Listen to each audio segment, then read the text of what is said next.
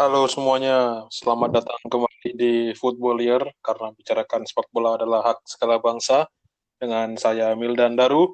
Dan Dex Gleniza, siniar ini biasanya mengudara setiap Selasa. Kenapa pakai biasanya, Dex? Soalnya sekarang nggak biasa. Karena edisi khusus. Enggak ya? Enggak juga ya? Nggak edisi darurat aja. Edisi Gua habis sakit darurat. kemarin. Iya, makanya nggak bisa tepat waktu ya. Kalau Nah, biasanya kan bahkan selalu Selasa tuh. Hmm. nah, bahkan di box-box pun gua nggak ikut rekaman. Padahal gue yang nyusun pointersnya. Iya, ya udahlah, Karena, karena keadaan juga nggak apa-apa lah. hmm, Jadi episode kali ini episode permintaan maaf buat Dex ya. iya sesuai judulnya. Minta maaf. Jadi pertama tuh minta maafnya karena tadi udah satu terlambat. Hmm. Kita nggak tayang setiap Selasa seperti biasanya. Lalu yang kedua dalam rangka Lebaran juga. Jadi kami berdua juga mengucapkan minal aidin wal faizin, mohon maaf lahir batin. Kalau misalkan di episode-episode kami sebelumnya atau ada di eh, Apa? cuitan-cuitan di sosial media yang kemudian menyinggung teman-teman semua gitu. Karena sebenarnya itu semua tuh demi konten belaka, Dex ya. Enggak, Iya, enggak, terutama enggak. selama Ramadan. Iya, Gitu bukan? iya. Kalau yang Ramadan tuh kan kelakuan lo doang tuh sebenarnya. Gue kan sebagai ini doang, sebagai apa namanya membantu copywriting admin doang, ngasih sugesti ke admin ya. Kalau kalau yang konten yang jahanam-jahanam tuh kan dosanya dosa lo, Dex. Apa koin untuk Dex ya? Iya, Tapi kok itu koinnya udah banyak kok kumpulnya. udah Alhamdulillah ya. alhamdulillah udah bisa di ini ya, dibelikan hampers ya. Parcel Hamper, hamper atau parcel nih? sama aja. Hampers tuh apa hamparan apa sih? Lupa deh kemarin. Hantaran, hantaran. Oh iya.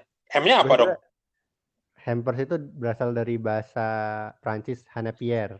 Dia Oh. diadaptasi sama Inggris waktu Prancis masuk ke Inggris. Ini gue kebetulan nulis ini kemarin, 2 minggu lalu lah buat Tirto soalnya. Makanya Hmm. gue tahu nih sejarah hampers nih. Kalau di Tapi Indonesia di gimana? sejak zaman penjajahan udah mulai dipakai istilahnya hantaran waktu itu buat pejuang-pejuang kan laki-laki kebanyakan, nah perempuannya ini ngirimin parcel buat pejuang-pejuang itu untuk ikut berjuang juga gitu kalau di Indonesia. Dan ini sebenarnya bukan hal yang baru kan, yang Bukan. belakangan tuh ramai aja tuh karena ini aja sih karena ada fenomena Instagram Story itu kan. Terima kasih siapa terus sudah mengirimkan hampersnya udah dateng gitu-gitu kan. Sebenarnya karena itu doang. Karena kalau dari yang parcel hampers, tauku udah dari kecil tuh aku tahu Dari hampers kecil atau ya. parcel. Yang bukan Jadi yang rame gara-gara isinya wine itu ya sekarang. itu kan nggak, malah justru kayaknya nggak, dia orang-orang nggak peduli sama itu deh karena nggak terlalu rame deh Oh nggak terame yang itu ya. kayaknya ya. Yang rame itu kayak kenapa sekarang orang-orang beli hampers gitu kok. Oh, nggak sekarang, dari dulu kali gitu. Ya tadi udah keberapa tuh alasan keberapa, kedua ya, ketiga ya. Tiga udah. Terus sama yang alasan terakhir nih, alasan terakhir sebenarnya menyambung tema juga, dan ini udah masuk di rencana kita dari kapan deh, udah lama banget berarti ya, Dari sebelum Ramadan.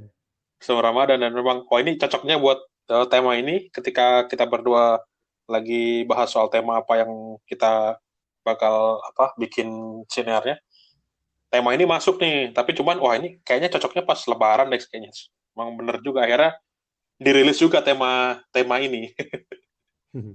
Tema soal bermaaf-maafan pemain gitu, atau sepak bola lah, sepak bola dalam konteks bermaaf-maafan gitu, dimana yang kita tahu kalau si sepak bola ini adalah olahraga yang keras gitu, olahraga yang keras di dalam atau di luar lapangan. Dan anehnya kalau kita pikir-pikir ya, kayak dipikir refleks apa dipikirin gitu, ini lo boleh boleh ngehantam, boleh apa, bahkan sampai ada yang jotos-jotosan gitu, tapi ujung-ujungnya kok bisa maaf-maafan gitu. Dan faktanya emang olahraga ini keras banget gitu, dan Iya emang sih. sekeras apa gitu sih sepak bola ini, biar yang teman-teman tahu lah Dex, biar teman-teman yang lain tahu. Ini dari dalam lapangan dan luar lapangan kan ya. Dari dalam Hmm. lapangan dulu ya. Itu kan Mhm. biasanya kalau main bola banyak tackle keras sampai patah tulang, kepala bocor, udah biasa di bola. Tapi seberapa biasa sih? Ini ada data dari NCAA dari Amerika Serikat, biasa yang suka ngumpulin data kan orang Amerika ya. Ada 16,9 kasus cedera, hampir 17 kasus cedera dari setiap 1.000 pesepak bola per tahun. Jadi cukup banyak tuh. Angkanya lebih tinggi dibandingkan bola basket, kriket, badminton, sepeda, judo, dan renang. Risiko cedera ini, persentase cedera dibanding aksi, bahkan lebih tinggi Mil dibandingkan rugby dan tinju, olahraga yang benar-benar niatnya buat menyakiti lawan. Kalau dari persentase risiko cederanya ya. Tapi seharusnya kan semua permainan keras di atas lapangan selesai kan ketika wasit niup peluit pertandingan. Makanya ini juga mengutip tulisannya Zen RS di Pandit Football. Ini gue inget banget tulisan ini di Lebaran 2016. Waktu itu kita lagi off semua tuh. Terus Zen RS dengan heroiknya, ya udah sini biar saya yang nulis semuanya selama Lebaran. Nah dia nulis memaafkan lawan judulnya. Dia bilang momen ketika para pemain saling bertukar jersey setelah pertandingan adalah sebaik-baiknya adegan yang mencerminkan memaafkan dan kemuliaan sepak bola gitu. Makanya cover kita juga pas untuk mencerminkan itu, yaitu adegan tukar jersey. Di situ kelihatan ada gambar Pirlo sama Cavani waktu Italia lawan Uruguay di Piala Dunia 2014. Mereka tukar jersey. Meski waktu itu sempat diprotes, soalnya tukarannya pas turun minum. Biasanya kan tukarannya kan pas sudah selesai pertandingan kan, ini pas half time tukeran jersey-nya. Iya, dan ini kan berarti kan udah kita bisa narik kesimpulan yang udah ini banget lah. Kalau sepak bola itu emang benar-benar olahraga yang keras gitu. Pertama dari pandangan kita deh, dari pandangan kita sendiri ya udah kita tahu lah ada tackle, ada apa yang tampak mata gitu. Tapi yang dari paparan lo tadi terbukti ternyata justru kasusnya itu uh, luar biasa besar gitu. Bahkan dibandingin olahraga tinju sekalipun, tinju kan benar-benar niatnya lo mukul ya untuk mencederai Iya. lawan. Kan tanda kutip ya mencederai kan. Lawan harus KO kan. Kalau nggak KO kan Yoi. iya gitu. Lo harus harus membuat lawan tuh semakin lemah dengan cara lo pukulin habis-habisan gitu. Nah ternyata justru persentase cedera dari aksinya itu dari sekian ratusan pukulan yang terjadi mungkin dalam satu pertandingan dibandingkan uh, ribuan tendangan terhadap bola, ternyata justru terhadap bola itu resiko cedera lebih tinggi ternyata ya. Iya. Gitu. Nah, kalau itu kan di dalam lapangan tuh in game-nya lah ibaratnya gitu. Nah, Tapi apa yang sebenarnya terjadi di luar lapangan? Apakah memang sekeras itu? Meskipun sebenarnya kita tahu tahu jawabannya sih, cuman coba lo kasih fakta ke orang-orang lah. Seberapa keras sih olahraga sepak bola ini kalau di luar lapangan gitu. baiklah dari luar lapangan nih biasanya yang paling baik itu soal persaingan supporter. Bisa dibilang sepak bola itu jadi pemicu kekerasan. Kalau datanya udah lebih dari 1.200 orang yang meninggal akibat sepak bola sejak 1902. Ini data ini gue kumpulin manual ya. Soalnya nggak ada data komprehensifnya. Ini cuman ngelihat insiden-insiden yang besar doang. Jadi kayak misalkan kayak yang meninggal di Turki fans Leeds lo inget nggak dulu di UEFA Cup itu nggak masuk sini padahal kan ada tuh yang meninggal tuh. Hmm. Jadi yang adegan-adegan besar doang itu jumlahnya 1.200 orang lebih. Jadi kalau ada yang kecil-kecil mungkin lebih banyak lagi. Terus beberapa contoh misalkan tragedi Heysel, tawuran massal antara Al Masry lawan Al Ahli di Port Said di Mesir. Terus juga pernah ingat gak lo ada fan Real Madrid yang sekumpulan fans Real Madrid ditembakin ketika lagi nonton final Champions League 2016 di Irak. Tapi yang paling besar nih di pertandingan El Salvador lawan Honduras.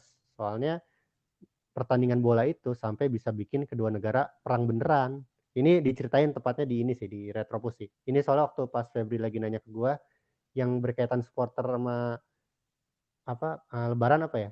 Nggak tahu gue tapi kalau kalau insiden terbesar sih ada El Salvador Honduras yang sampai perang.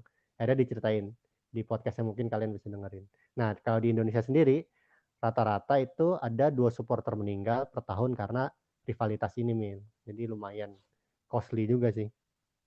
Iya dan apa? Ini kan modelnya sebenarnya kalau ngomongin insiden terjadi, sebenarnya insiden terjadi di banyak hal gitu kayak lo ada apalagi hal yang beresiko ini mengumpulkan massa dalam satu tempat apa sebagainya gitu. Cuman yang nggak bisa dihindarin adalah soal kekerasan tadi. Banyak Kalau kalau misalkan kita ngomongin resiko yang terjadi pada suatu kelompok yang berada di suatu tempat, terus ada apa potensi massa segala sebagainya, mungkin akan amit-amit ini bukan maksud apa menyepelekan gitu, tapi bisa jadi ada terjadi gedung roboh lah, terus apa kebakaran apa emang resikonya tinggi. Cuman kalau yang Hmm. di sepak bola ini terjadinya itu emang beneran karena kekerasan aja udah gitu, rivalitas gitu. Jadi faktor faktor yang membuatnya itu meninggal itu justru sepak bolanya itu sendiri gitu, bukan faktor-faktor eksternal lain gitu. Jadi Iya. ketika data yang lo kasih tahu tadi itu segitu banyaknya gitu, bahkan kayak Indonesia pun ada 2 orang meninggal tuh, tapi kayak ongkos yang ya ongkos yang mahal gitu. Makanya Meskipun dulu nyawa dulu nggak bisa dibilang pakai angka statistik kan gitu. nah dulu Mas Zen juga, Jan Eres pernah bilang juga ke gua, ke semua sih waktu nge-tweet kalau nggak salah. Katanya ini pertandingan Persija lawan Persib buat hukuman sih sebaiknya nggak usah ada lagi. Nggak usah ada pertandingan ya, bukan pertandingan tanpa penonton. Soalnya kalau pertandingan tanpa penonton, orang lain di tempat lain bisa nobar, bisa bisa ada kegiatan lain, bisa ada sweeping, ada segala macam, tetap aja korban tetap ada lagi. Jadi yang bikin korban itu kata Mas Zen adalah pertandingan bola itu sendiri, bukan penonton atau boleh penonton apa enggaknya di stadion dia bilang gitu. Makanya buat efek jerah pertandingannya nggak adain aja, udah poinnya 0-0 aja buat buat mereka yang dihukum katanya gitu. Gue Nah, agak setuju juga sih dengan pernyataan itu.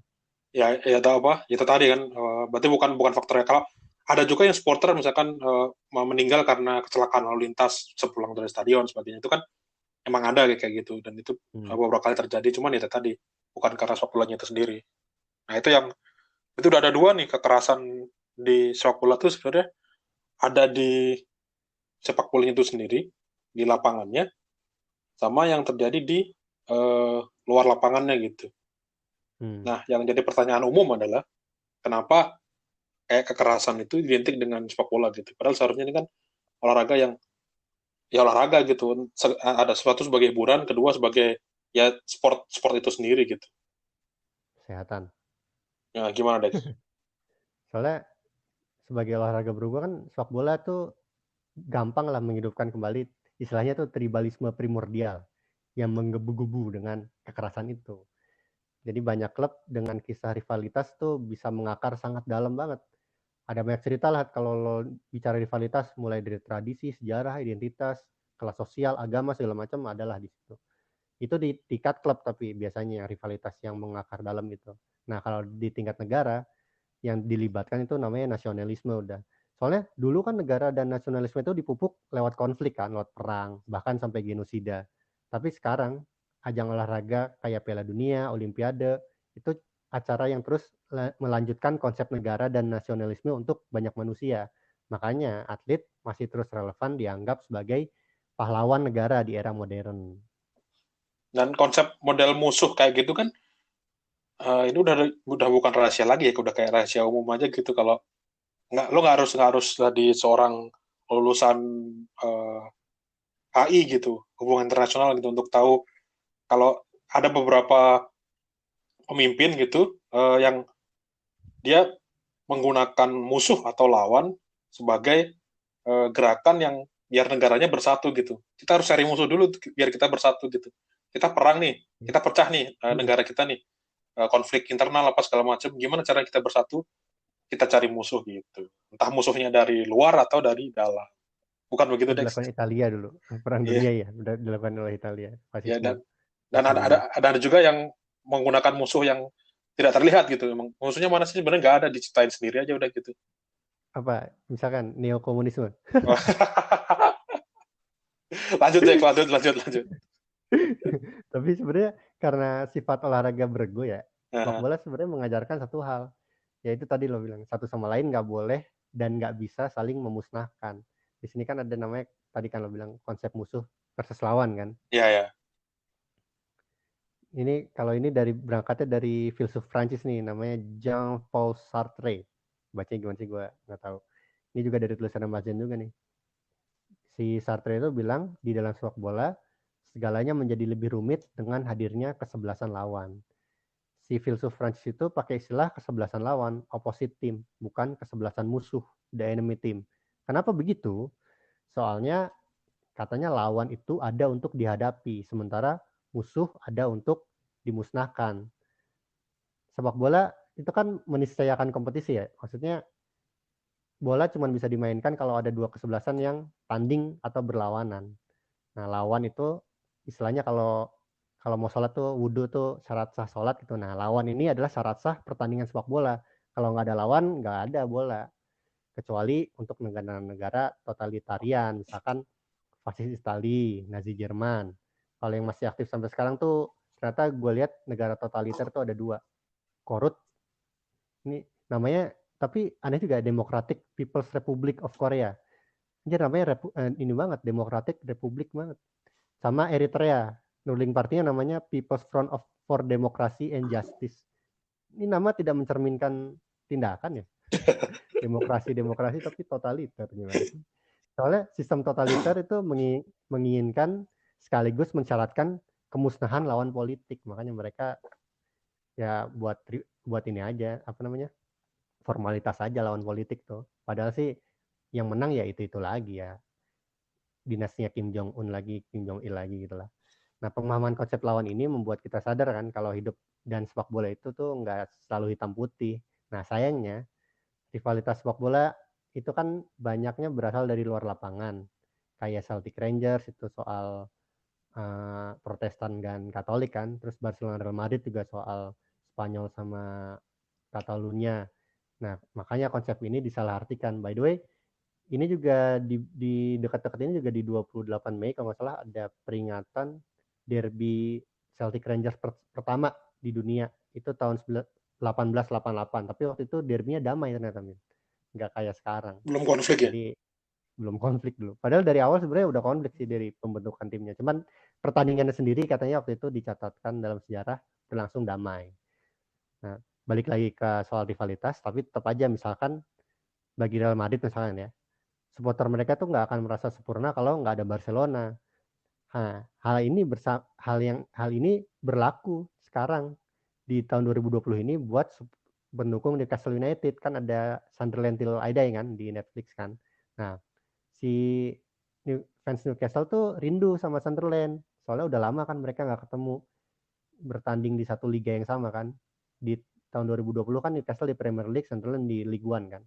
Nah, mereka udah rindu lah gitu. Nah, hal ini juga berlaku waktu Man United treble dulu tahun 99. Waktu itu setelah itu Man City lagi mau tanding playoff tuh lawan Blackburn tahun 2000 buat promosi ke Premier League. Nah, Ferguson, manajer Man United sampai nelfon pelatih Man City waktu itu, Joe Royal.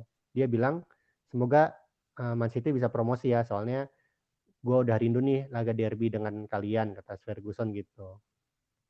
Itu yang membuat sebenarnya kita tuh butuh lawan di kehidupan, termasuk di sepak bola juga. Nah, kalau untuk kasus per pemain, gue sih nyontohin satu aja deh yang dulu lawan Liverpool lawan Man United kan salah satu rival terbesar. Itu dua pemainnya diantaranya Gary Neville sama Jamie Carragher tuh musuhan banget dari dulu. Tapi begitu mereka sudah pensiun, sekarang mereka jadi temenan, kerja bareng, jadi pandit. Nah, lawan-lawan inilah pada akhirnya masalah eksistensi doang sih, termasuk di hidup kita sehari-hari. Lawan-lawan yang hadir di hidup, semua itu menurut gua elemen utama agar kita bisa memaknai hidup dan syukur-syukur bisa meraih kemenangan. Karena ini kan lagi momen lebaran juga kan. Jadi selain memaafkan lawan juga semoga bisa meraih kemenangan juga gitu, Mil, kalau dari gua. Soal konsep lawan atau musuh ini. Jadi sebenarnya ke lawan dan musuh ini bukan cuma sekedar bahasa doang ya, bukan sekedar apa namanya makna yang didasari sama bahasa, tapi kalau secara implementasi di kehidupan sehari-hari pun sebenarnya ya itu tadi kita harus bisa membedakan mana yang menjadi lawan sama yang jadi musuh itu gitu. Kalau di pertandingan gitu, sebuah pertandingan lawan ya selama lo pas tanding aja udah gitu. Ketika beres tanding ya udah biasa aja gitu. Itu yang terjadi juga kayak yang di Gary Neville sama Jamie Carragher gitu. Akhirnya ketika mereka bermusuhan seumur hidup gitu, bayangin aja lo jadi Gary Neville, gagal jadi pelatih di Valencia, terus habis itu jadi pengangguran gitu. Kan dia direkrut kembali untuk Sky Sports kan kayaknya karena gimmicknya sama Jamie Carragher kan gitu. Pasti rame. Iya, coba bayangin kalau mereka berdua masih musuhan, masih nggak mau saling ngobrol gitu. Kayaknya Gary Neville jadi pengangguran deh. Iya. membawa, membawa rezeki gitu. Cuman yang Ini dari juga kan yang ya kita pakai di ini kan di grafis kita kan buat lebaran ya. Green Neville sama Jamie Carragher kan. iya Itu maksud lo itu kan? iya udah minta maaf belum gitu. Kalau minta maaf lo bisa Hmm. dapat rezeki lo dari bisa jadi Hmm. dapat rezeki dari lawan lo tadi itu yang tadi. Nah, cuman kalau ngomongin yang beberapa yang bisa disimpulin tadi, rivalitas tuh hadirnya bukan bukan ini ya, bukan hadir begitu saja gitu. Bahkan kecenderungannya di banyak hal yang dipaksain gitu. Nyari-nyari musuh kan ada tuh model-model eh, Hmm. klub-klub baru tuh ada kecenderungan tuh nyari-nyari lawan tuh entah di Indonesia, entah di luar negeri itu gue lihat beberapa medianya itu sengaja mencari rivalitas baru tuh. Dan itu Yang kayaknya baru LAFC mungkin. iya gua apa model-modelnya kan gitu kan nyerang nyerang ini nyindir ini terus kena nggak oh nggak kena nyerang lagi oh kena nih dibalas nih ya. Terus habis itu dipanasin terus tuh sampai jadi lawan tuh Hmm. karena itu tadi apa efeknya nggak bisa begitu saja tuh karena beberapa hal tuh kayaknya emang udah dari akar gitu nggak sih Dex kayak dari psikologisnya sendiri gitu dari dasar manusianya itu sendiri gitu. Ini pernah dibahas sih di artikelnya The Guardian, tulisannya Paul Hyland. Ini dia mengutip Sigmund Freud, pionir ilmu psikoanalisis, soal rivalitas daerah.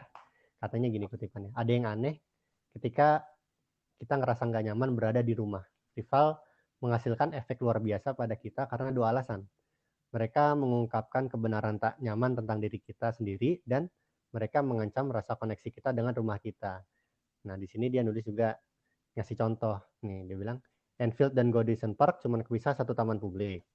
Stadion Dundee sama Dundee United beneran tetanggaan. Bahkan di Italia, banyak klub rival yang punya stadion yang sama. Rival kita memperkuat kita sama seperti mereka mengancam kita. Itu kata si Paul Hyland dari The Blizzard yang nulis di Guardian itu. Kalau di Indonesia pun irisannya sebenarnya selalu ya dua rivalitas terbesar lah Persib Persija atau Arema Persebaya kecenderungannya daerahnya emang daerah yang beririsan gitu.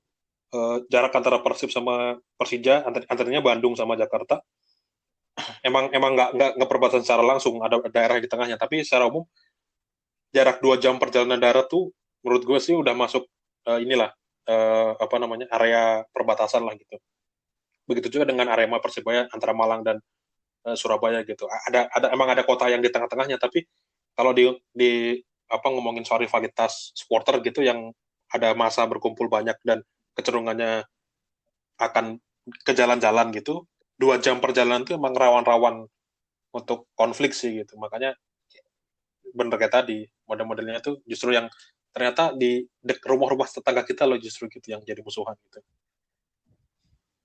ya nggak sih Dex? Di sini sih, di sini ada ininya lagi apa namanya pembenarannya lagi soalnya ketika sebuah klub mengancam rasa aman kita di rumah, rasa benci bisa muncul. Kebencian itu disalurkan untuk mencoba ngerebut kembali rumah kita dari rival kita persis, persis kata lo tadi. Ini bukan kadang-kadang bukan soal kesuksesan nih, tapi soal bragging rights saja. Bragging rights itu apa ya bahasa Indonesianya? Buat adu bacot aja gitu. Enak aja kalau kalau menang gitu. Misalkan nih ya, contohnya Manchester East Blue waktu Tevez pindah ke Man City dari Man United kan dipampang tuh gede-gede tuh Manchester East Blue sampai-sampai Ferguson bilang a small club with a small mentality katanya. Terus juga ini dari klub yang sama waktu Sean Gotter cetak gol untuk Man City waktu menang 3-1 lawan Man United ini tahun berapa gue lupa ya. Sampai dibuat DVD-nya. Maksudnya itu Man City dulu masih kecil kan masih cupu gitu lah. Ini momen kayak gitu aja sampai dibesar-besarin. Bahkan di Merseyside Everton diklaim sebagai the people's club katanya dibanding Liverpool meskipun Liverpool lebih sukses jadi ada mentalitas klub bisa eksis ketika ada juga yang ketika mereka bukan jadi diri mereka sendiri tapi yang penting jangan jadi yang lain mentalitas kayak gitulah misalkan kasusnya tuh Millwall yang kerjaannya ngeledek tim lain aja terus jadi pokoknya lo kebayang gak sih kayak gitu Iya emang yang penting kita nggak kayak orang lain aja gitu yang penting nggak kayak mereka gitu pengen beda nah ini juga ada psikoanalisis juga namanya Otto Rank dari Austria. Ini dia bilang klub perlu rival untuk memenuhi kebutuhan narsisistik untuk identitas mereka sendiri. Semakin kuat rival, semakin kuat sense of identity-nya. Ini contohnya dia ngasih contoh bagus nih. waktu Bayern nolong Dortmund yang mau bangkrut dengan ngasih uang waktu tahun 2004. Ini cerita ini disirkulasi terus kan, soalnya kemarin mau Der Klassiker kan, kebetulan pas lagi kita mau rekaman ini. Nah ini sebenarnya ada ceritanya sih. Jadi Bayern itu beneran nolong Dortmund, ngasih duit 2 juta euro. Itu jumlahnya itu katanya sih dibandingkan satu danau itu kayak satu gelas doang gitu katanya. Sebenarnya kecil tahun 2004. Tapi ini nggak pernah diomongin, nggak pernah dibilang ke media. Nah, baru dibilang ke media itu tahun 2012 waktu Dortmund lagi sukses-suksesnya yang ngebocorin Uli Hoeneß, petingginya Bayern. Katanya sih ini bagian dari rival juga nih. Katanya dia ngebocorin gara-gara mau apa? Uh, dia nggak pede sama kesuksesan Dortmund, makanya mau disaingin lagi dengan cerita ini diutarakan ke publik gitu. Lucu juga sih. Lo tau nggak cerita itu? Tahu tahu tahu. Ini apa? Dia pertama-tama kali muncul itu sebenarnya diragukan dia. Hmm. Bahkan ada yang bilang kalau ya ini bagian dari gimmicknya media mereka aja untuk kasih itu tadi rivalitasnya biar naik lagi bilang gitu. Hmm. Jadi ya bener dulu dirahasiakan sebenarnya, cuman sama Bayern malah diungkit-ungkit lagi. Waktu Dortmund lagi sukses-suksesnya, kurang ajar juga sih kalau beneran kayak gitu. Terus juga artikel yang tadi si Paul Highland itu bilang kalau rivalitas terbesar justru ada di rival sedaerah katanya. Soalnya tadi lo udah ngasih contohnya sih, tapi ini kutipan dari dia. Kita tinggal di kota yang sama, pergi ke sekolah yang sama, ke, ke bar yang sama. Semakin sedikit perbedaan antar rival, semakin besar rasa bencinya. Tapi semakin benci, semakin cinta juga, semakin membutuhkan juga. Ini kalau dilihat dari Bleacher Report nih pernah uh, ngerank ngeranking rivalitas sepak bola terbesar di dunia lah. Nomor satunya itu Boca River Plate di Buenos Aires. Terus West Ham Millwall nomor 2, nomor 3 Celtic Rangers. Nomor 4-nya Amerika Serikat lawan Meksiko, tapi cuma berlaku di Mexico City doang dia bilang. Nah, nomor 5-nya Liverpool lawan Manchester United. Itu kalau dari ranking derby terbesar di dunia lah di Dan sepak bola. ngomongin soal identitas sebenarnya memenuhi apa sih kalau bilang tadi narsistik ya. Nah, ini Hmm. tuh karena emang sebenarnya sederhana aja ya kalau kita lo ngeklaim sebagai orang yang hebat lo butuh pembanding kan gitu. Jadi Hmm. ujung-ujungnya ya kalau lo bilang tadi gue adalah klub terbaik di uh, mana misalkan di MU lawan City gitu. Kami adalah tim terbaik di Manchester gitu. Kalau ngomongin Liverpool Man United, saya adalah tim terbaik di Inggris. Inggris gitu. Tersukses, terbaik Hmm. segala macam gitu. Tapi ketika lo nggak ada lawan gitu ibaratnya, susah juga lo mau ngeklaimnya gitu. Lo bilang sebagai orang terkuat gitu, saya adalah orang terkuat di dunia karena bisa ngangkat 1 ton gitu ibaratnya, meskipun nggak mungkin juga ya, tapi bisa ngangkat 1 ton. Tapi lo bisa bilang kalau lo terkuat dari mana ketika lo nggak ketemu musuhnya gitu. Jadi ketika ada Hmm. musuhnya, Lawannya iya lah ada gitu. pembandingnya, ya lo bisa bilang lo terhebat, terter gitu. Lo terter kan harus ada pembandingnya. Mungkin kayaknya itu sih yang membuat orang-orang akhirnya dicari-cari juga tuh kayaknya. Hmm. Lo tau ini gak sih paradoks ini tukang cukur terbaik dunia? Nggak tahu gimana tuh. Jadi katanya tukang cukur terbaik dunia itu sayangnya nggak pernah, rambutnya itu nggak pernah bagus katanya, nggak pernah terbaik di dunia juga, soalnya ya Oh, kan tukang cukur terbaik di dunia dia katanya, dia nggak bisa cukur diri sendiri. bener-bener. Ya ada ini sih, ada apa namanya? Ya masuk akal. Ya modelnya kayak mirip-mirip itu lah. Hmm. Bener-bener gitu. Hmm. Terus gimana lagi, guys? Terus kalau soal dari psikoanalisis juga nih, karena gue kebanyakan baca itu kemarin ya, ini masih dari Sigmund Freud ya, ini menjelaskan kekuatan alam bawah sadar katanya. Jadi katanya kebanyakan keinginan manusia itu asalnya dari alam bawah sadar. Itu keinginan yang nggak bisa dipenuhi ketika manusia dalam keadaan sadar atau terjaga. Ini kalau di sepak bola nih, keinginan alam bawah sadar tuh yang paling gampang gue contohin tuh, misalkan lo kalau selebrasi pakai gaya Ronaldo, tau kan gaya Ronaldo yang itulah, yang gitu. Terus juga kalau mau set piece, kakinya ngangkang kayak Ronaldo kan. Hmm. Nah, orang-orang yang melakukan itu seringnya dia nggak berniat melakukan itu, cuman karena dia nonton Ronaldo terus, dieksploitasi terus, jadi dia begitu golin, gue pengennya gayanya kayak gitulah gitu. Sebenarnya dia nggak sadar sebenarnya katanya gitu. Nah itu yang mungkin nggak negatif ya. Nah yang negatifnya tuh ada di sini nih, soal chant, nyanyian-nyanyian yang didengar uh, apa ya, sampai dibaca secara umum. Contoh misalkan anak-anak dari dulu dinyanyiinnya misalkan, ini mohon maaf ya, tapi ini faktanya memang begini ada nyanyiannya. Bejek anjing dibunuh aja, gitu kan. Ya awalnya itu pasti buat menekan mental lawan, buat ledek-ledekan, buat seru-seruan lah pastilah. Gak mungkin kan mau beneran ngebunuh The Jack gitu. Yeah. Tapi karena terus diulang dari anak-anak pula, akhirnya tertanamlah di alam bawah sadar itu. Ini nyanyian ini di kondisi normal itu nggak akan bisa dilakukan. Terhalang sama norma dan hukum pasti.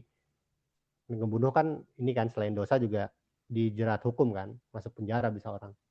Tapi di kondisi tertentu, misalkan di gerombolan fan rival gitu, ya bisa dilakukan karena refleks aja gitu, bukan karena niat. Lo kalau ditanya, misalkan supporter yang ngebunuh gitu, nggak pasti nggak bilang ya gue niat dari rumah yang mau ngebunuh orang itu. Bahkan orang itu pun udah mempublikasikan gue akan ke kandang singa lah gitu, orang mungkin nggak akan niat ngebunuh. Itu refleks aja karena itu alam bawah sadar. Nah, chain lain juga misalkan wasit goblok gitu misalkan. Ini juga bisa jadi wasit ditimpuk beneran di pertandingan. Bahkan dulu tuh efek-efeknya ini tuh sebegitu kerasnya sampai-sampai hujan, pokoknya kalau ada apapun lah nama supporter, Dex anjing dibunuh saja gitu ibaratnya. Nah, itu pasti langsung tiba-tiba di mute tuh. Set volume supporter diturunin set itu di TV itu.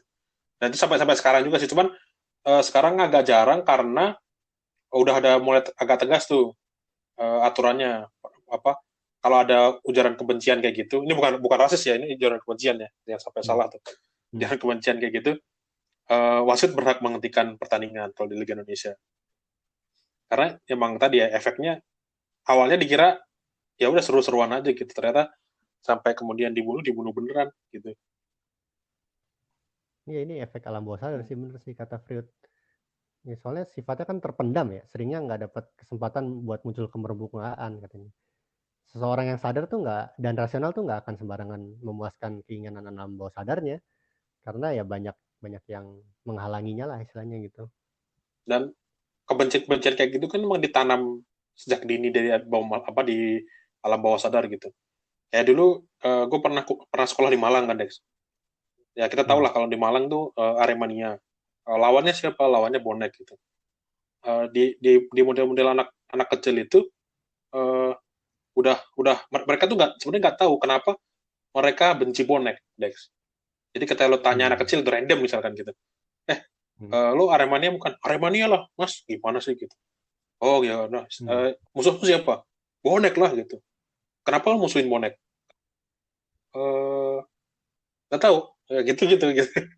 Nggak tahu mereka nggak tahu gitu apa kenapa mereka musuhin bonek gitu. Uh, Kalau yang di yang lain gitu misalkan yang udah di generasi generasi lama gitu, ya mungkin ini tidak dibenarkan tapi bisa dipahami lah.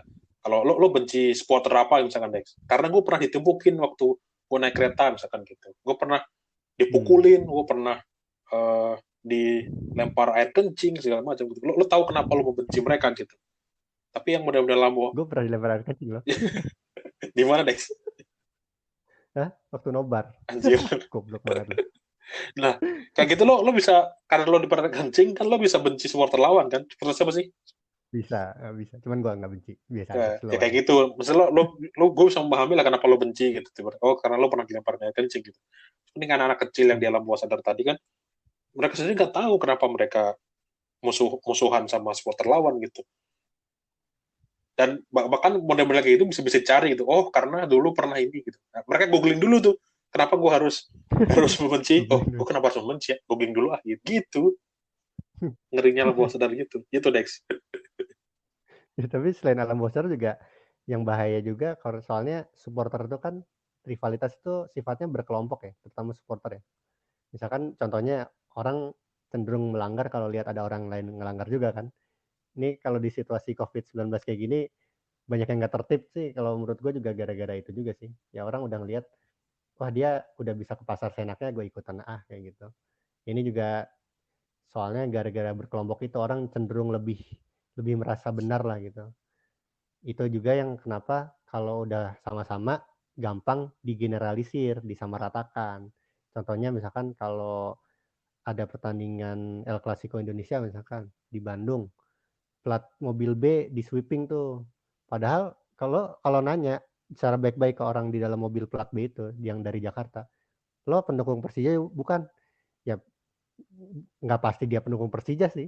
Ya kalaupun dia pendukung Persija juga sowat juga gitu. Emang harus dihancurin mobilnya kan nggak juga gitu kan. Ya itu juga terjadi juga sebaliknya waktu di Jakarta dan di daerah-daerah lainnya lah. Itu kalau di Indonesia kayak gitu sih. Dan model-model apa berkelompok itu juga yang terjadi di stadion. Beberapa hal yang entah kekerasan, entah pelanggaran-pelanggaran gitu, emang model-modelnya selalu ada yang ngawalin tuh, Dex. Misalkan lemparan ke botol gitu. Pertama slow gitu. Cuma caci maki doang. Misalkan ada permasalahan dengan wasit atau pemain lawan gitu. Cuman kata-katain doang, goblok, goblok, goblok, goblok, gitu, doang. Udah. Tapi begitu entah dari mana, entah dari sudut mana gitu, lo kan nggak tahu ya tiba-tiba sudut mana. Tiba-tiba sius gitu, ada yang satu ngelempar botol, sius. Itu kayak nggak nyampe 5 detik, 6 detik, langsung tiba-tiba sus gitu. Semua orang langsung lempar botol gitu. Model-modelnya emang kayak gitu. Ketika udah ada yang duluan nih, ada siapa nih gitu. Oh, ada temannya kok. Kayak ngelanggar putar balik di apa namanya? Jalan gitu. Nggak boleh putar balik, ada tanda dilarang. Iya. Lo nggak akan putar balik ketika semua orang lurus Dex gitu. Tapi ketika ada 5 orang kendaraan di depan lo pada putar balik, ayo putar balik juga gitu. Terus yang ngeselin ya kalau ditangkap polisi, gue bakal bilang itu di depan kok nggak ditangkap juga Pak Iya, gitu. Jadi nyalahin orang iya, lain padahal lo gitu, sendiri juga bukan salah sebenarnya. refleksi diri sendiri. Sama model-model itu juga mungkin ya. Kalau ngomongin di rivalitas modern, selain dari alam bawah sadar, juga kayaknya fenomena internet dan media sosial berpengaruh gede gak sih, Dex? Buat itu tuh. Ya, Pasti sih. jadi Internet, media sosial. yang awalnya dulu nggak ketemu gitu, terus tiba-tiba jadi ketemu gitu, sering ketemu gitu. Kayak ngomongin rivalitas zaman dulu di era Liga Indonesia, awal-awal gitu yang masih pakai konsep 8 besar, ada emang ada masih apa udah ada dari dulu tuh supporter berantem tawuran segala macam udah ada gitu cuman terjadi tuh beberapa kali tuh di 8 besar dan itu insiden kecil lah ada sih beberapa insiden sampai gede dan sampai membuat timnya mundur cuman kebanyakan yang itu tuh beneran insiden kecil gitu itu terjadi 8 besar setahun sekali Dex ibaratnya gitu supporter tuh jarang yang away gitu masih jarang nggak kayak sekarang kan udah apa beda pulau tuh udah biasa banget gitu karena pesawat makin murah segala macam pendapatan orang makin tinggi. Nah cuman fenomena internet dan media sosial itu membuat yang dulunya ketemu cuma setahun sekali. Jadi kalau lo ke Jakarta nih karena 8 besar tim lo ketemu supporter lain, terus berantem tuh, tetek. Kalau mau berantem lagi lo nunggu tahun depan. Itu juga kalau tim lo lolos 8 besar kan gitu. Kalau tim lo nggak lolos besar, ya ketemu lagi sama supporter itu. Jadi kayak udah lupa aja pernah konflik gitu. Cuman kalau yang ya kalau lolos juga lupa. Iya makanya udah setahun gitu. Cuman di fenomena yang mendekatkan yang jauh menjauhkan yang dekat ini di media sosial itu membuat kita bisa ketemu sering tuh. Jadi ketika lo habis dilemparin semalam, lo masih bisa ngata-ngatain sampai seminggu ke depan. Jadi terpupuknya dan akhirnya melebar kemana-mana kan. Lo dulu benci karena lo pernah dilempar gitu. Nah kalau sekarang orang bisa benci karena temennya di video yang beredar di media sosial terlihat dilempar sama lawan gitu, dilemparin batu, dilemparin apa segala macam. Itu sih kayaknya yang bikin itu, ya nggak sih? Iya. Jadi awalnya tuh itu, hipotesisnya dari ini berarti ya, permasalahan sosial tuh yang seringnya ada yang dari ditanamkan sejak kecil, ada yang dari bawah malah sadar, dan kebanyakan emang sebenarnya tidak tidak tidak terlibat langsung di konfliknya itu sendiri nggak sih Dex? Gimana? Terus sama berkelompok sama mudah menggeneralisir ya. Itu sama sekarang media sosial juga semakin menjadi-jadi. Iya sih. Ini juga soal fans ini juga soalnya ada jurnal lawas nih yang selalu disinggung nih sampai sekarang. Tapi ini gue mau bicara topik loyalitas fan. Nama jurnalnya The West Ham Syndrome. Itu jurnal tahun 1997 udah lama banget. Dari Trish Stewart dan Ken Parker. Intinya sih gini isinya. Perusahaan komersil itu iri sama loyalitas fan di sepak bola. Misalnya kan kalau kita kan kalau milih produk juga, misalkan kayak mie instan sampai ojek online gitu, banyak pertimbangannya kan, terutama soal harga. Lo kalau bandingin lo mau di situasi normal misalkan lo mau berangkat kerja, lo lihat di satu ojek online harganya 8.000, tapi lo cek di satu aplikasi lain harganya 7.000, lo ganti kan dengan Ya, mudahnya karena kan, nganggapnya layanannya sama-sama aja gitu. sama-sama aja. Nah, kata kata jurnal ini tahun 97 nih, di sepak bola konsumen tuh akan loyal seburuk apapun produk yang dihasilkan. Jadi kayak misalkan tim itu degradasi, tim itu main jelek, supporter tuh tetap loyal aja ngedukung mereka gitu. Makanya mengingat loyalitas fan di sepak bola itu tergolong nomor satu, ini gue mau nanya ke lo nih, apa kemudian sebaiknya memang jangan diledek supporter bola tuh, soalnya nggak boleh disinggung lah, soalnya mereka loyal banget. Gimana Bil menurut lo Bil? Kalau yang model-model konsep jangan menyinggung dan menyinggung itu sebenarnya justru aneh juga sih. Eh, Terutama ini ya, terutama di sepak bola lokal gitu ya. Ada peraturan tidak tertulis di media, di eh, akun media sosial manapun gitu, ketika lo fanbase atau apa, jangan nyinggung fans sepak bola lokal. Ada peraturan tak tertulis itu, Dex. Karena itu Hmm. nggak boleh disenggol gitu. Lo kalau mau nyoba-nyoba nyenggol, gawat gitu. Nyerangnya nyerang apa, panas gitu, lebih panas dari apapun gitu. Bisa nggak Iya, selamat ya. lo bisa dicari Jadi apa, ini hmm. ini misalkan lo dari akun media gitu, bukan akun media yang secara dia corporate ya, media corporate, tiba-tiba eh, si sosial media apa medianya itu di Twitternya, di Instagramnya gitu, ngeledek klub lokal gitu, bisa dicari tuh ini siapa yang jadi sosial media manajernya, siapa yang ngepost itu siapa gitu gitu, sampai separah itu gitu kalau lo nyinggung sepak bola lokal gitu. Dan kayaknya sih model-model apa, kayak gitu tuh karena be, menurut gue sih karena tadi yang model-model ala bawah sadarnya lah, terus apa, didikan dari kecilnya itu tuh begitu kuat gitu antara yang sepak bola lokal dan luar gitu. Makanya kalau ngomongin di sepak bola luar, biasanya boleh boleh dipanasin tuh Dex. Lo kalau lagi ngomongin Hmm. MU sama Liverpool tadi tadi gitu, kan media justru dipanas-panasin Dex ya, karena biar mancing konflik, buat seru-seruan, biar ngeramein gitu, bikin hype segala macam, Kontennya dibanyakin dibanyakin gitu ya, gitu, atau dibahas spesial ya gitu. pemain yang pernah berantem siapa aja, pemain yang pernah nyebrang siapa aja gitu gitu. Justru justru digedein gitu konfliknya, biar biar makin mendekati kick off makin panas supporternya, justru Hmm. dipanasin. Hal kebalikan terjadi di Indonesia gitu, ketika ada big match yang kemungkinan ada supporter berantem gitu, mereka justru damai, udah jangan ini, sebelum kick off ada apa namanya spanduk, kita satu apa segala Hmm. macam gitu gitu. Terus antara sosial medianya pun dilarang untuk saling ngeledek gitu. Kalau di lokal tuh mentoknya paling cuma pantun doang nggak sih Lex? Adu pantunnya. Dan Iya. itu pun adu pantun dari klub yang sebenarnya mereka tidak bermusuhan secara sejarah gitu. Jadi yang temenan aja gitu, sama teman sendiri gitu. Model-model kayak gitunya gitu. Makanya kayak gini tuh eh, lucu juga apa fenomena-fenomena antara luar dan apa, lokal gitu. Kalau menurut lo gimana, Dex? Hmm. Nah, lo berarti cenderung setuju kalau sebaiknya dipanas-panasin justru. Apa gimana, Bil? Gue mau nanya ke lo nih, Eh sebelum gue merespon. dengan syarat gitu. Nanti deh, nanti jelasin Nah, di selanjutnya. oh, ini kita bahas di kesimpulan aja nih. Boleh, Apa gimana?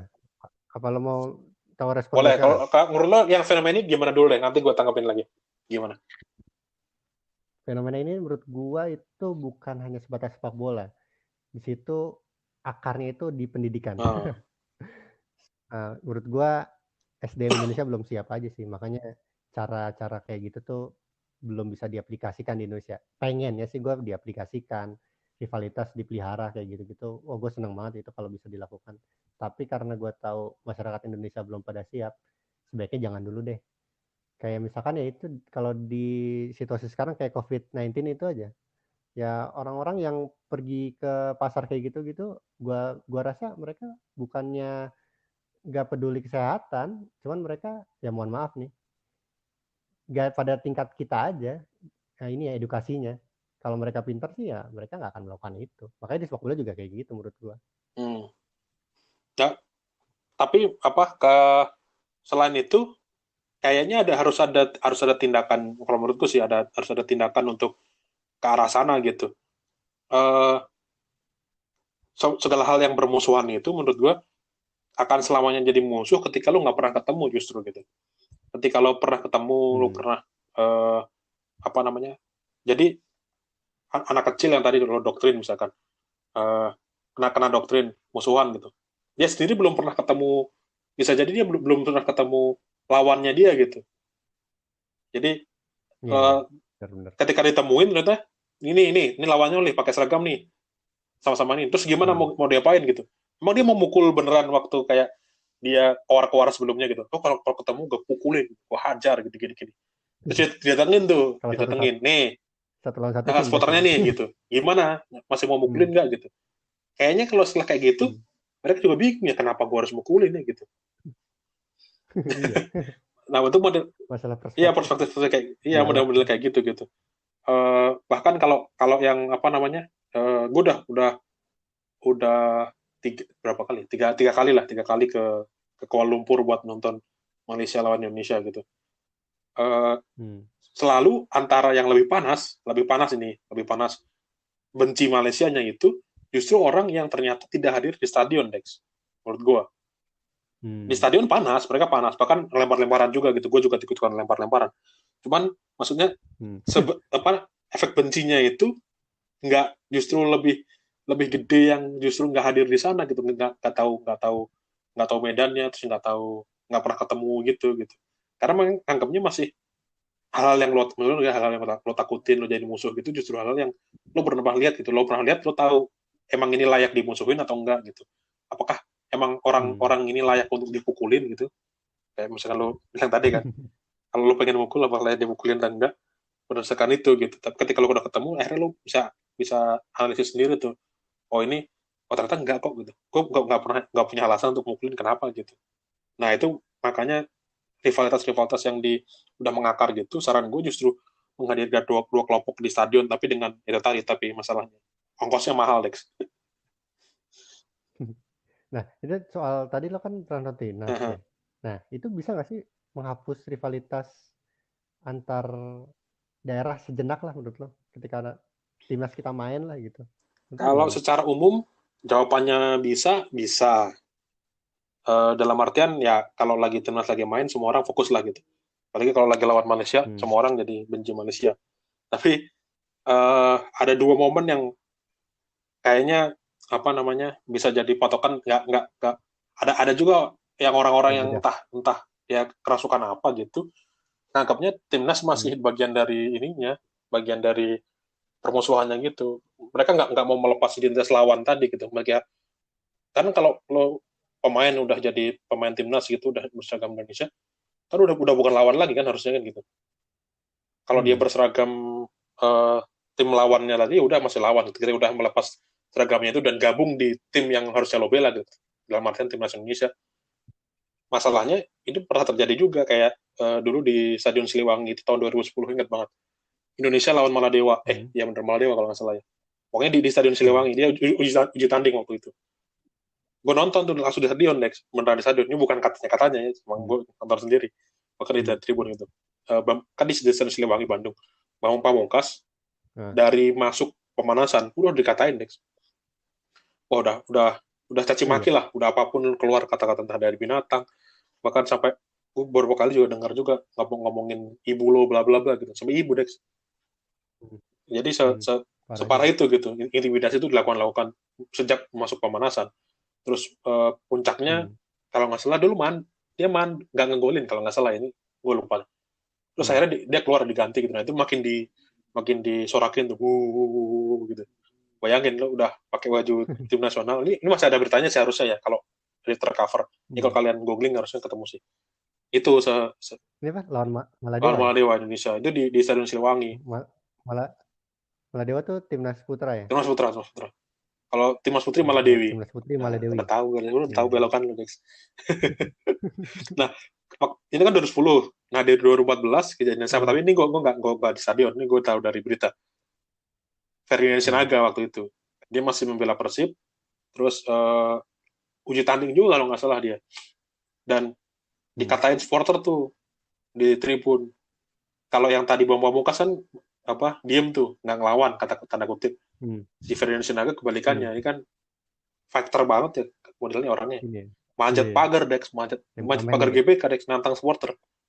Dicari supporternya Dex. Mana tadi yang ngata-ngatain gini-gini? Itu videonya masih Karena ada kok sekarang. ya Videonya masih ada makanya kayaknya sekarang kalau gitu. dicari. Jadi ini dua contoh langsung dari dua supporter yang berbeda, dari dua pemain yang berbeda, yang rivalitasnya sama gitu. Jadi sebenarnya kalau ngomongin tadi supporter ini lebih kurang ajar enggak, sama-sama aja ternyata dua-duanya kan gitu.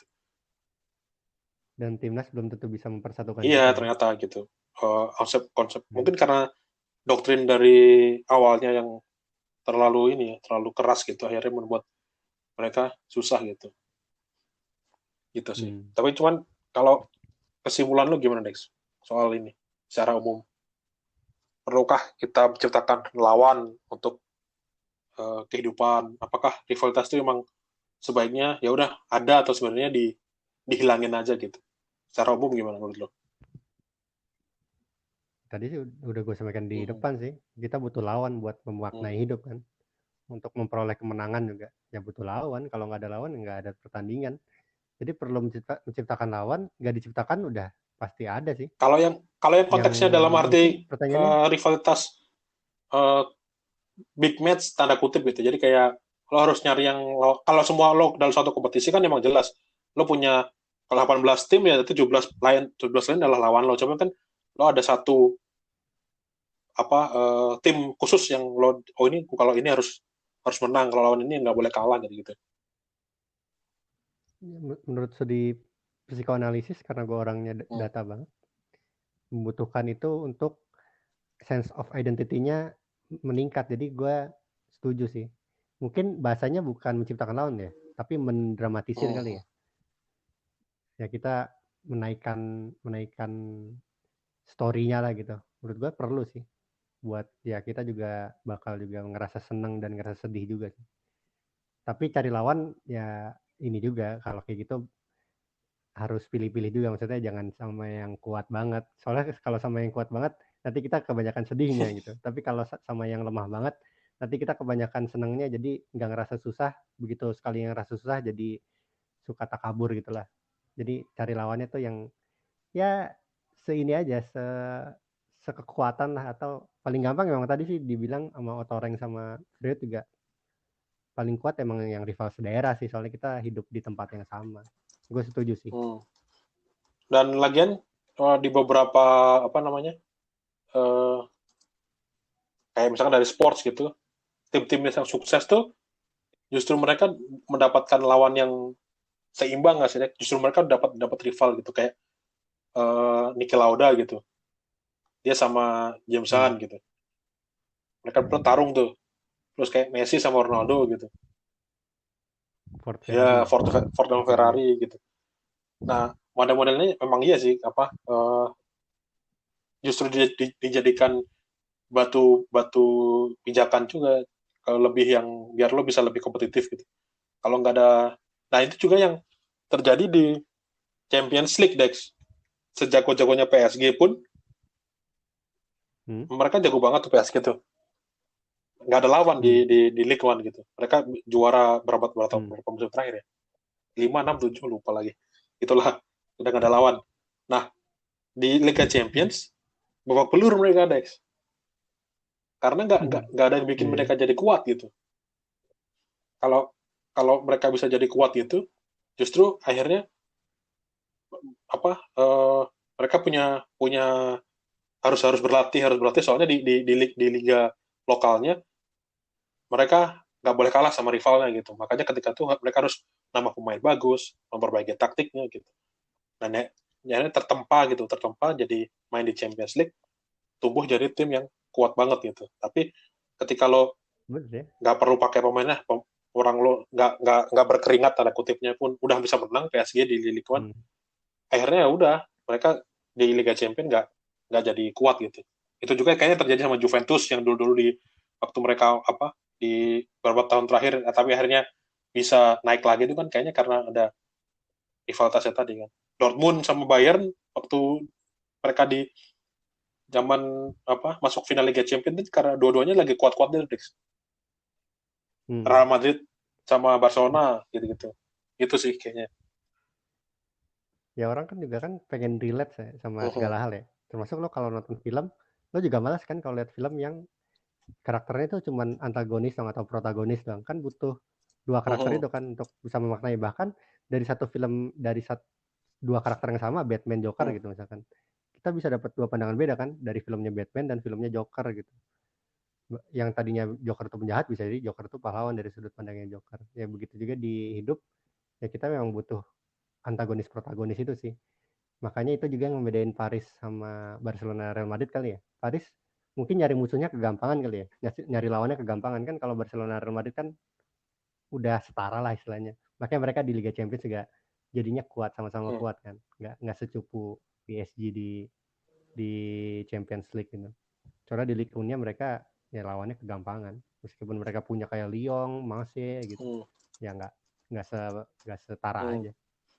Nah, berarti cita-citanya tuh ini apa namanya? Kalau gue sih tadi mewajarkan ejek-ejekan yang selama lo nggak menyinggung hal-hal yang entah sara, entah ujaran kebencian gitu-gitu. Tapi kalau ya tadi misalkan kalah, tim kalah gitu, wajar kok ngomongin tim lo butut gitu. Itu yang MU kalah, Liverpool kalah itu kan lo inget banget kan gimana timeline tuh ketika salah satunya kalah gitu, diledekin semua orang gitu. Itu kan yang nggak bisa terjadi sama di Liga Indonesia gitu. Public figure gitu yang non bola ya tanda kutip, kayak entah stand up komedian, entah artis gitu-gitu yang suka bola, kebetulan suka bola, mereka enggan banget tuh nyenggol apa namanya, nyenggol klub lokal gitu ketika ada yang kalah gitu. Itu kayaknya yang menurut gue sih harusnya iya harusnya mulai dibiasakan lah gitu. Sama itu tadi kehadiran supporter, karena menurut gue ya tadi kalau seharian supporter kayaknya ini bisa reda justru karena itu deh. Mungkin ongkosnya bakal sangat besar ya. Karena kalaupun ongkosnya susah juga kita bisa pakai apa tuh? Waktu itu apa namanya? bubble match. Bubble match. Ya bubble match itu mahal itu kan karena harus mengerahkan banyak personel untuk bikin barikade, terus untuk mengawal dari kota satu ke kota lainnya di perbatasan gitu-gitu. Emang mahal sih, cuman kayaknya kalau diawali dari situ menurut gue sih itu justru ongkos gede di awal ongkosnya, tapi selanjutnya lo jadi nggak keamanan, jadi nggak ngeluarin ongkos lagi gitu. Jadi nggak setiap ada pensi itu lo nambah kapasitas apa namanya personel sampai 3 kali lipat gitu. Biasanya 3.000 polisi, kalau ada match gede jadi 10.000 polisi gitu. Misalkan. Itu kan. Ini gue pernah wawancara ini sih, siapa Angki yang supporter Persib yang waktu itu pernah datang bubble match ke Sleman waktu lawan Persija di Sleman sama di Malang kalau nggak salah. Nah dia bilang sih bubble match pengalaman yang mengasihkan, cuman dia rasa itu nggak bisa terrealisasikan terus di Indonesia karena pihak keamanannya tuh males aja gitu. Males aja buat ngambil risiko gede. Ya udah kalau ada risiko gede cenderungnya udah pertandingan lebih baik ditunda aja di tempat netral aja kayak gitu. Mereka malas aja kalau kata Anki gitu. Gue sih setuju sih waktu pas wawancara dia juga. Iya juga sih Ya, benar. kalau nggak salah juga ada pertaruhan jabatan juga Bukan kan, gara-gara mahal. Iya. Kalau lo nge-approve ACC terus ada insiden, kenapa? kan ini jadinya lo harus jadi orang yang paling bertanggung jawab kan karena lo yang menyetujui izin keramaiannya tadi. Ya udah, kayaknya kayak gitu deh ya. Cukup aja. Ya. Cukup ya udah. Cukup sih. Sekali lagi terima kasih buat teman-teman yang sudah mendengarkan dan mohon maaf kalau ada salah-salah kata selama ini. Tadi kan udah minta maaf di awal, Dex. Itu untuk minta maaf di awal itu untuk episode sebelumnya. Kalau yang minta maaf sekarang itu untuk episode kali ini. Kalau ada yang menyinggung. Sama nanti ada kiriman hampers ya buat pemenang. Ada koin untuk Dex nanti. Lupa lagi. Harusnya nanti ya. Habis ini deh. Ingetin lagi Dex. Iya. Tapi hampersnya bukan untuk tenang aja. Ya, kalian juga ini follow Instagram kami di @footballerid atau juga bisa di Twitter buat hampers lainnya nanti. Insya Allah. Ini adalah suara Pandit Komputer. Terima kasih telah mendengarkan.